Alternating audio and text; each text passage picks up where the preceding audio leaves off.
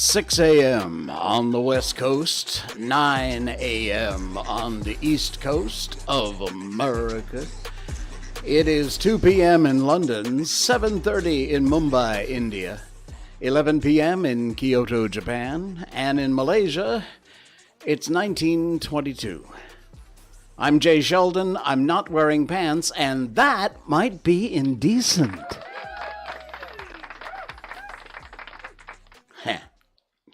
Yeah, we'll tell you more about that coming up, and the stupidity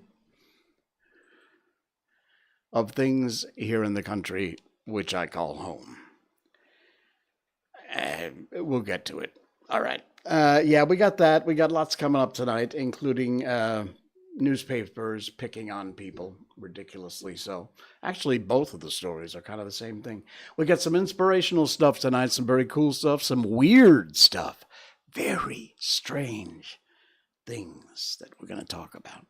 And then we're finally going to wind up, as we always do, with our book. We're reading Tom Sawyer right now from Mark Twain, the original Mark Twain's Tom Sawyer. And we were halfway through chapter 18, so we'll finish off chapter 18 tonight. This is a really long book, so we're getting through it. Very, very fascinating, though. If you've never read Tom Sawyer, this is your chance to, listen to it being read to you. Hello, Facebook, YouTube, Twitch.tv, and Rumble.com. Cannot encourage you enough to check us out on Rumble. It's the same show. We are live there, same way we are on Facebook, YouTube, and Twitch. But we just really want to encourage you to check out our Rumble channel. There are chances, what with censorship and editing and all the BS buffalo sandwich that's going on with tech these days, we could, even though our show is not really controversial per se, you never know. And, things can happen. But I will always, no matter what, I will always be on rumble.com. You can find all of our shows there, all our previous shows. This is number 178. 178 shows we've done. We should probably do a special for our 200th. I don't know. We'll see. All right. What else we got going on? Oh, I know what we got going on.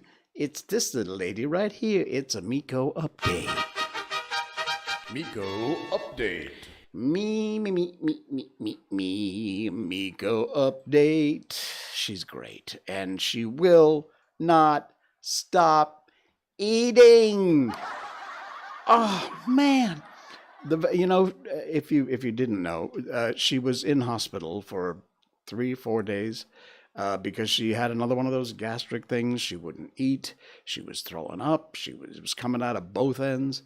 It was a mess. And after a few days of not eating, she was drinking, which at least she was doing that. But we decided, no, it's time. So she went once again, could not figure out what was wrong. But she is doing much better now, eating us out of house and home. There's the little girl right there. And she's doing well. She lost almost 2 kgs, but she was a bit overweight anyway, so not the worst thing on the planet. But I'm telling you, the way she's going, it's not going to take her long to catch up. She's going to be right back up to 12 kgs again. Average, by the way, for a female Shiba Inu is about 9 kgs, and she was 12. So, yeah, a third more than she probably should have been. But as you can see there, she's not fat. So, and she's doing well. The only weird thing I have to report tonight, and this is a strange one, she always gets along with everybody. Strangers, little kids, other dogs, male, female, doesn't matter. She has never had a bad thing or a snarl to say about anybody or anything. Cats, dogs, whatever. She loves them all. But tonight, we ran into a new dog that we hadn't seen before. It was a mutt, a mongrel, a mixed breed. And I hate that word mutt, mongrel. It sounds so derogatory. Anyway, it was a mixed breed. Beautiful dog, and also female. Now, Mikko is right at the end of her heat cycle. So I think hormones had something to do with this. But for the first time in the 2+ years she's been part of our family, they were sniffing, tails wagging, everything was fine. And suddenly Mikko started growling. And then she started, nipping. And I was like, whoa, what is up with that, girl? So I don't know. I pulled her away. Everything was fine. Nobody got bit. Everything was okay. But I have never seen her react like that. Another female dog. And I really have a feeling it's because she is right at the end of her heat cycle. And, hormones are going beep, beep, beep, beep, beep, crazy. So anyway, that's my story and I'm sticking to it. She's doing great. Misbehaving, but doing great. All right, what else we got for you tonight? Oh, yes. Now, fair warning. Fair warning. If you have any young kids in the room, you might want to make them leave if you're watching with your kids. If you are easily offended, you may want to turn away. Or if you're listening to the podcast, you're probably the lucky ones because you don't have to suffer the fate of people watching the video or our live stream. Because what I am about to show you is probably the most offensive, indecent photographs you have ever seen in your life. In fact, they are so indecent. People have been arrested and charged. This stupid story from World of Buzz, and again, please, we love World of Buzz. It is not World of Buzz. They're just reporting. The stupidity is behind what happened. 2 men arrested in Johor. Johor is a state in Malaysia, for dressing in women's clothes and posing indecently for photos. And now, see, I warned you. Thank goodness they actually blurred out part of this picture here because, God forbid.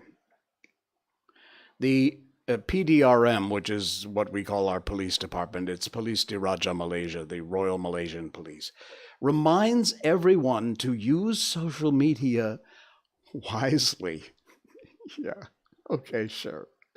2 men arrested after they dressed in women's clothes and lingerie and posed for pictures while performing indecent acts in front of the Laman Mahkota Istana Bukit Serene in Johor. Here's the lewd acts. I think that's a pretend kiss, and one is holding the other in his arms. Based on a report by the most ridiculously backwoods Dark Ages newspaper we have in Malaysia, which is Utusan Malaysia, the 2 men who were 27 and 24 respectively were arrested in separate locations around Taman Nusa Bestari and at the Johor Bahru Selatan District Police Headquarters. Oh, here's another horribly graphic, indecent photograph. Avert your eyes. Save the children. Take away any small animals that may be in the room. The pictures went viral on social media, and the arrests were made following a pre-posting upload from the accounts of Brian Wee and Deacon Char by the Facebook account of the Johor National Association today, and blah, blah, blah, bullshit. Okay, so here's some more. Oh, look, thank goodness they actually blurred the photograph out because I'm not sure I could even keep my dinner down. He reminds the public to be smart, prudent social media users, and not to perform or use platforms incorrectly. Yeah. Let me suggest something to you. I can't suggest you use Google because Google is just criminal. DuckDuckGo, anyone, any search engine you want. Unclick the Safe Search feature and then put in any one of these words and see what you get. Trust me, you'll find a lot more indecent stuff there available anywhere than a couple of guys dressed up in some cross-dressing outfits fooling around taking funny pictures. In fact, these are now be careful, these are the unblurred versions. You'll notice they virtually look exactly like the blurred versions. And there is nothing in anything that would offend anybody except the truly stupid among us. So, once again, Likely some moron files a police report, and then all hell breaks loose for absolutely no good reason. I'm almost sure there's a few more important criminal cases we could be worrying about with our police uses than a couple of guys having some fun taking funny pictures. I'm sure there's something more important the police could be doing than wasting time on this crap. Okay. I'm not a big fan of Upworthy. They tend to,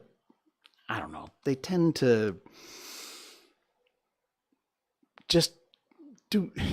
I'll tell you what, the best way to explain it is to show you. The first black woman to win an Olympic speed skating gold. What an amazing accomplishment, an incredible accomplishment.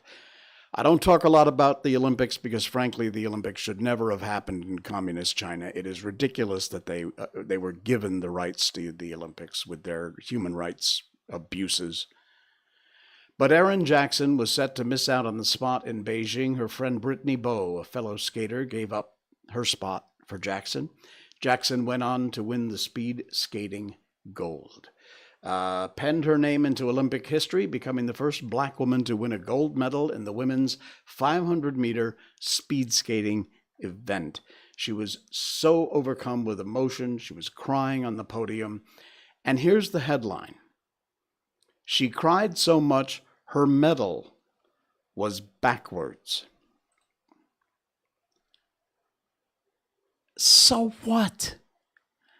How is it that this woman accomplishes this amazing, incredible feat, and all you morons can do is point up the fact, including in the headline, that her medal was on backwards?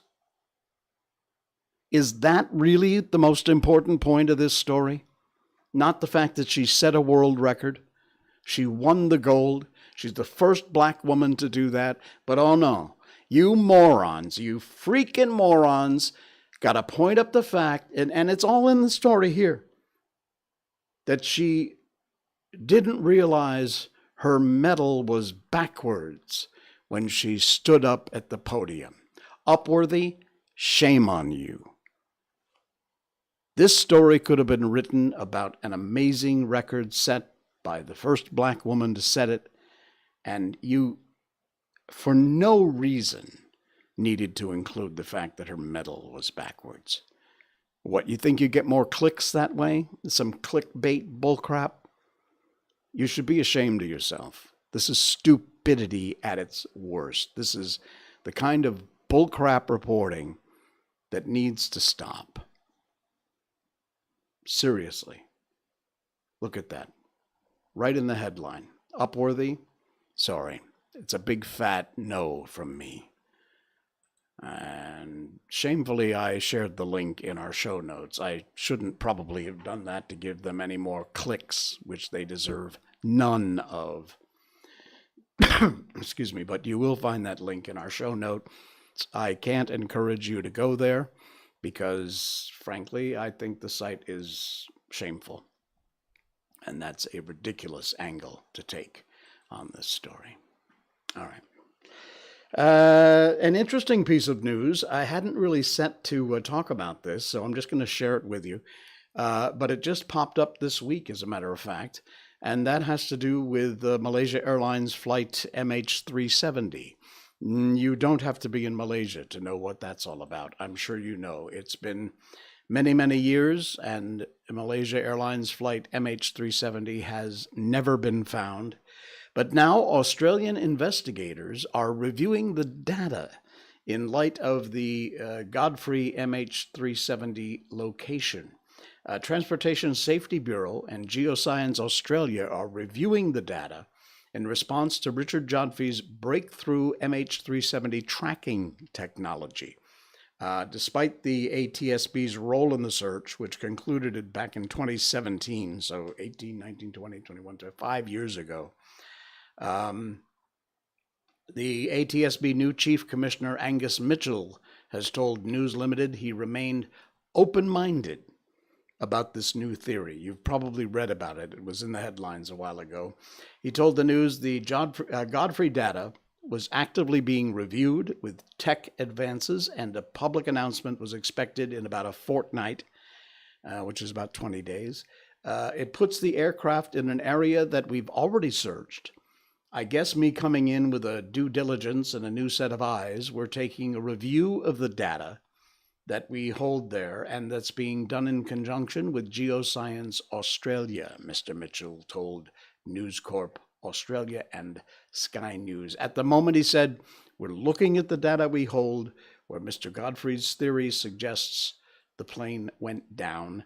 And I think that once the theory and the tech has been used, that he's using, has gone through that scientific process and has been verified or otherwise, then I think the other questions that remain unanswered, and that flight path may be one of them. So there may, in the coming days, months, however long it takes, be some news coming up. Interesting article. Read the whole thing. It's from airlineratings.com, and you will find the link in our show notes tonight. So check that out. But again, the mystery of Malaysian Airlines MH370, which has held the world captive for a very, very long time these days.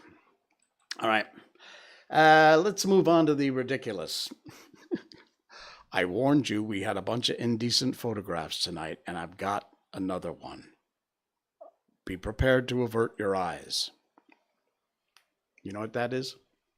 Hold on. Let me line it up a little better for you. There. I didn't want to show you the title so that you could tell. But can you tell what that is? You have a guess? Sorry, if you're listening to the podcast, check out our video on rumble.com. That is the hole that a needle makes in your skin when you get an injection. Magnified a lot.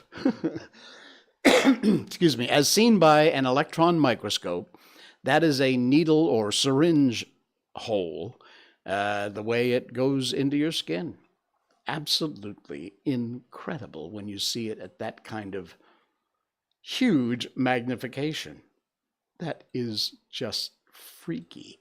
And that is part of this strange gallery of photographs that I found, which are from allthat'sinteresting.com. No one knows for sure why a hospital cleaning lady named Harriet Cole decided to donate her body to science, but her amazing contribution, her nervous system, remains on display to this day. And if you check this out, this is actually the lady's nervous system. After she passed away, she donated her body to science, and that's what she gave. Very weird. That was from 1888. French neurologist Guillaume Benjamin Armand Duchesne carries out an experiment in electropsychology by triggering a subject's muscles with electrical probes in order to produce a given facial expression. This is from the mid-19th century. That's some scary stuff. How about this one? April 1926, dozens of Ku Klux Klan members in Cannon City, Colorado, walked down Main Street and enjoyed some fun on a traveling carnival's Ferris wheel. And they posed for this photograph. You can actually see the KKK members in full hood outfits, these morons, riding the Ferris wheel. Not the usual way you see these racist idiots portrayed. How about this one? Actually, I could see somebody suggesting something like this get used today. One of you, the people who like wear masks inside their car when they're all alone, those kind of morons. I could see somebody suggesting this. A woman tests a stroller which is intended to be resistant to gas attacks Was from in Hextable, England, back in 1938, not long before the outbreak of World War II. I don't think I'd want to be the child inside that. How about this? Los Angeles, California, Alligator Farm. Patrons were allowed to mingle freely among the trained alligators. There's a bunch of women picnicking, and some guy who you'll notice has a rather large stick. And these are supposedly trained alligators. I'm thinking you likely can't train them that well. It's just weird. Okay, I don't know why they wound up from the KKK to Hitler, but, or is this Justin Trudeau? I'm not sure. Is it? It could be. Adolf Hitler poses in lederhosen, circa 1930s. He had this photo and several others banned because, in his opinion, they undermined his dignity. The photos surfaced again after an Allied soldier found copies of them in a German house in 1945. These are just the weirdest things. All right. If you're listening on the podcast, check out the link. It's in our show notes tonight. You can look at all these photographs. There's a ton of them. And they're all kinds of really weird, strange stuff, like a few of which we just saw. Very, very strange. All right. This is a cool story. It really made me think. I think I came to a conclusion, but I'm not sure. You got to listen carefully. Even if you're on the podcast, you're just listening to the audio, so you're fine. But if you're listening to the video and watching the video, you got to listen to the story behind this.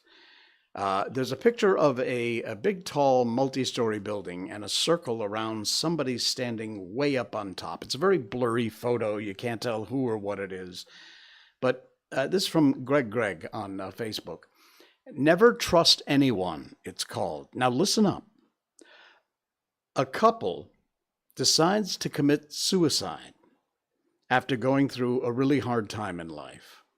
So they both decide to jump off a 20-story building to their death.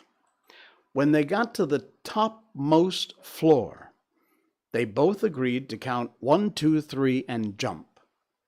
On the third count, the woman jumped, but the man stayed.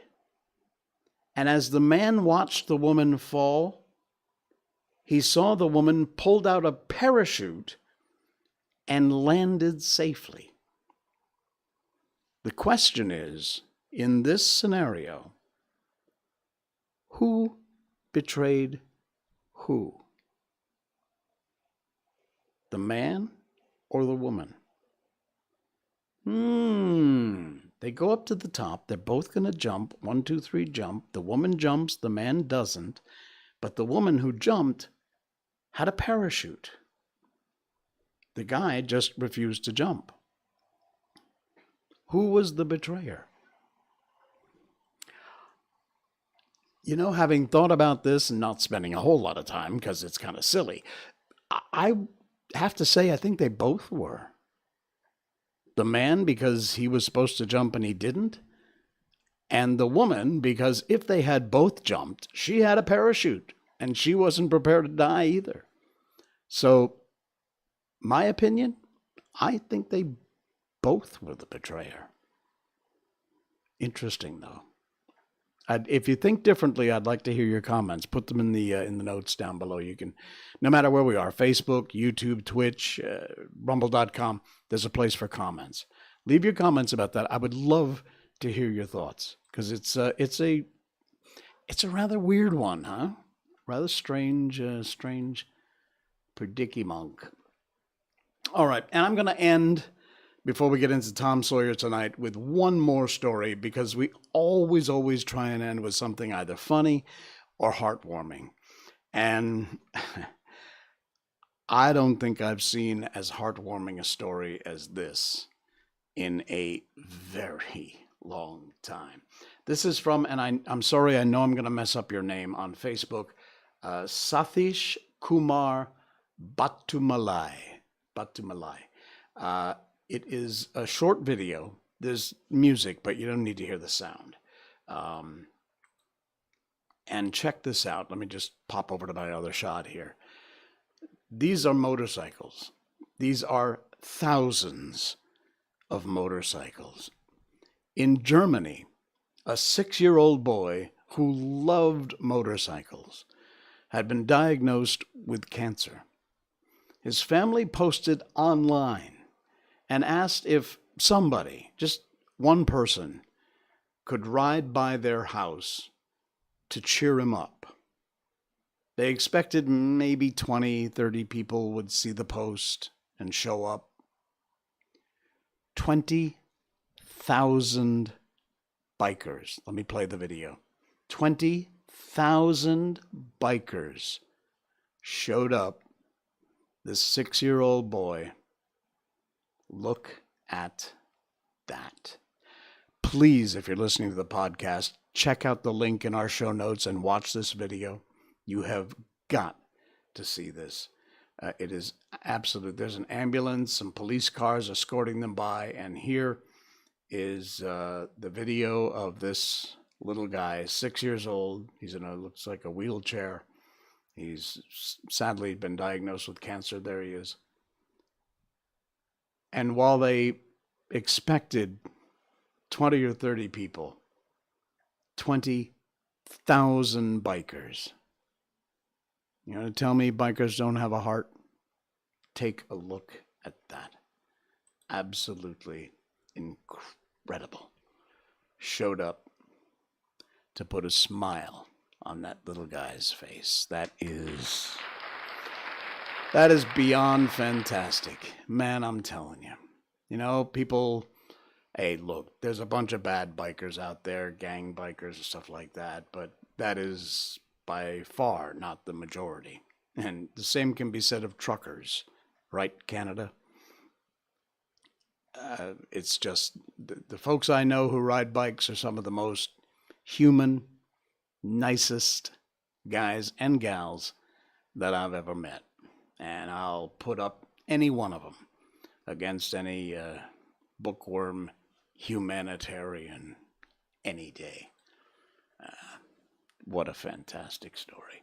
Please, if you're listening on the podcast, I can't encourage you enough to check out the link. It's in our show notes tonight and watch that video. It's very short. It's about a minute long. Won't take much time, but please do check that out because it's absolutely phenomenal. Okay, it's time to get up and get on and get over to Mr. Tom Sawyer, as written by Mark Twain.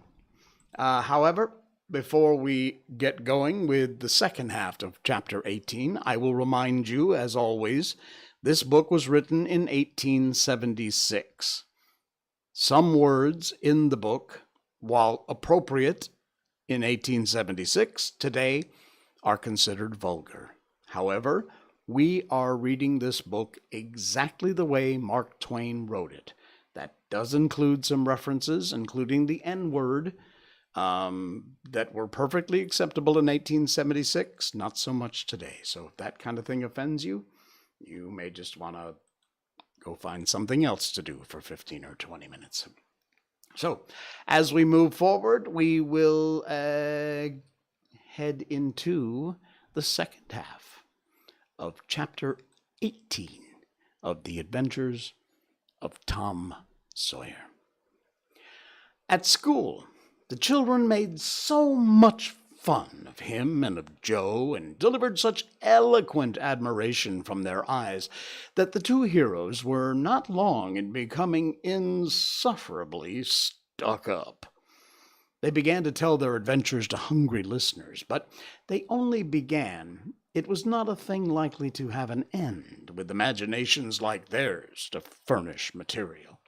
And finally, when they got out their pipes and went serenely puffing along, the very summit of glory was reached.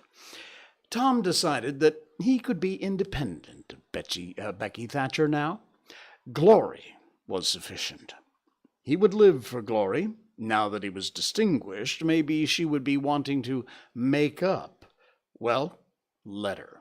She should see that he could be as indifferent as some other people. Presently she arrived.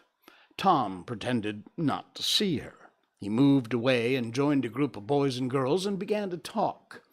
Soon he observed that she was tripping gaily back and forth with flushed face and dancing eyes, pretending to be busy chasing schoolmates and screaming with laughter when she made a capture. But he noticed that she always made her captures in his vicinity, and that she seemed to cast a conscious eye in his direction at such times too. It gratified all the vicious vanity that was in him, and so, instead of winning him, it only set him up the more, and made him the more diligent to avoid betraying that he knew she was about. Presently she gave over skylarking and moved irresolutely about, sighing once or twice and glancing furtively and wistfully towards Tom. And then she observed that now Tom was talking more particularly to Amy Lawrence than to anyone else. She felt a sharp pang and grew disturbed and uneasy at once. She tried to go away, but her feet were treacherous, carried her to the group instead. And she said to a girl, almost at Tom's elbow, with sham vivacity, "Why, Mary Austin, you bad girl, why didn't you come to Sunday school?" "I did come. You didn't see me?" "Why, no, did you? Where'd you sit?" "I was in Miss Peterson's class, where I always go. I saw you." "Did you? Why, it's funny I didn't see you. I wanted to tell you about the picnic." "Oh, that's jolly. Who's going to give it?" "My ma's going to let me have one." "Oh, goody. I hope she'll let me come." Well, she will. The picnic's for me. She'll let anybody come that I want, and I want you." "That's ever so nice. When's it going to be?" "Oh, by and by, maybe about vacation." "Oh, won't it be fun? You're going to have all the girls and boys?" "Yes, everyone that's friends to me or wants to be," and she glanced ever so furtively at Tom. But he was talking right along to Amy Lawrence about the terrible storm on the island and how the lightning tore the great sycamore tree all to flinders while he was standing within 3 feet of it. "Oh, may I come?" said Grace Miller. "Yes, and me," said Sally Rogers. "Yes, and me too," said Susie Harper. "And Joe." "Yes," and so on, with clapping of joyful hands, till all the group had been begging for invitations but Tom and Amy. And then Tom turned coolly away, still talking, and took Amy with him. Becky's lips trembled, and the tears came to her eyes. She hid these signs with a forced gaiety and went on chattering, but the life had gone out of the picnic now, and out of everything else. She'd got away as soon as she could and hid herself and had what her sex call a good cry. Then she sat moody with wounded pride till the bell rang. She roused up now with a vindictive cast in her eye and gave her plaited tails a shake, and she said she knew what she'd do. At recess, Tom continued his flirtation with Amy with jubilant self-satisfaction, and he kept drifting about how to find Becky and lacerate her with the performance. At last he spied her, but there was a sudden failing of his mercury. She was sitting cozily on a little bench behind the schoolhouse, looking at a picture book with Alfred Temple. And so absorbed were they, and their heads so close together over the book, they didn't seem to be conscious of anything else in the world besides. Jealousy ran red hot through Tom's veins. He began to hate himself for throwing away the chance Becky'd offered for a reconciliation. He called himself a fool and all the hard names he could think of. He wanted to cry with vexation. Amy chatted happily along as they walked, for her heart was singing, but Tom's tongue had lost its function. He did not hear what Amy was saying, and whenever she paused expectantly, he could only stammer an awkward assent, which was as often misplaced as otherwise.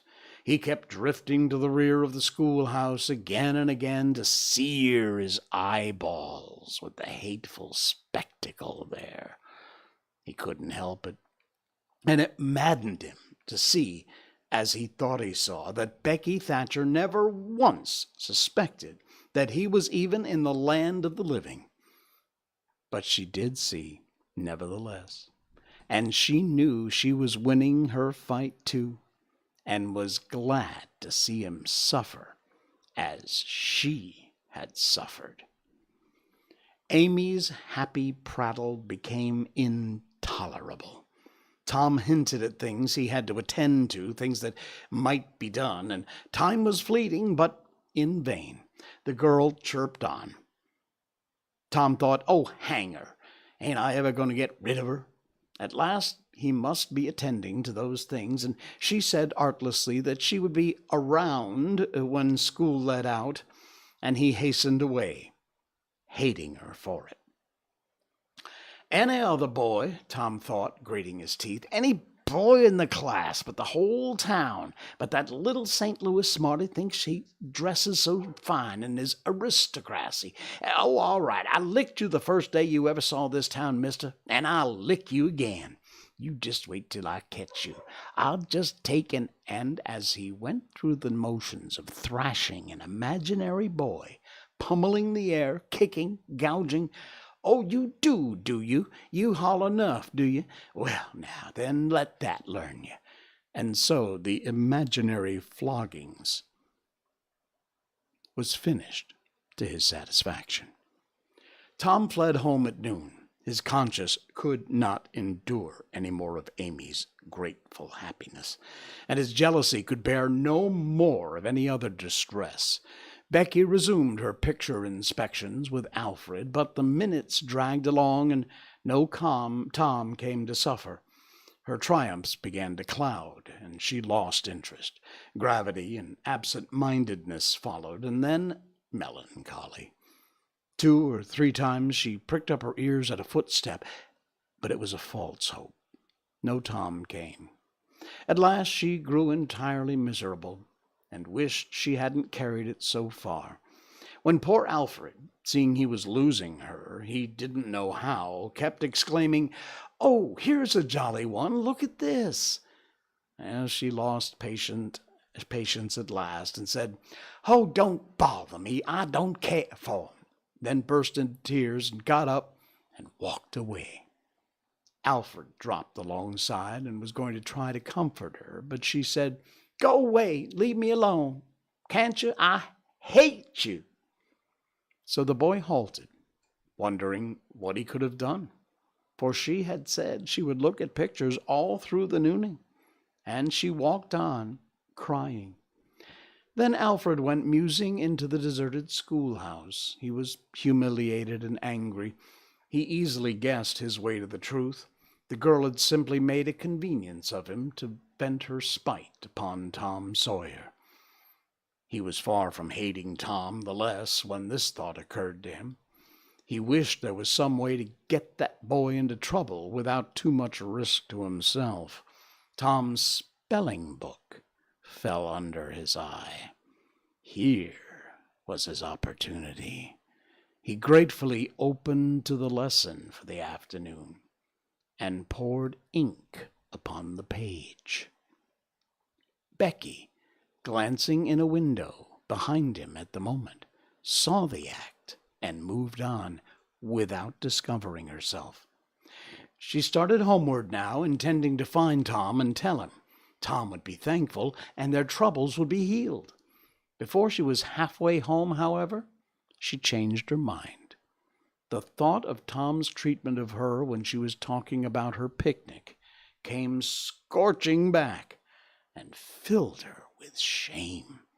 She resolved to let him get whipped on the damaged spelling book's account. and to hate him forever into the bargain. And that's chapter 18 of The Adventures of Tom Sawyer.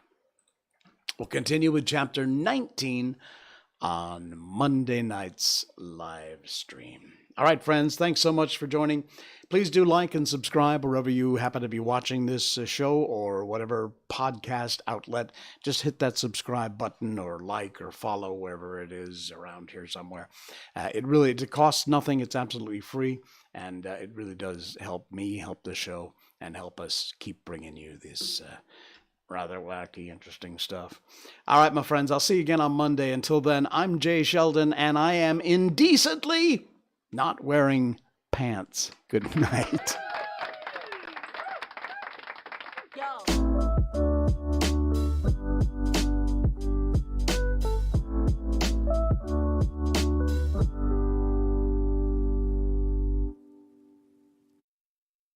Snort.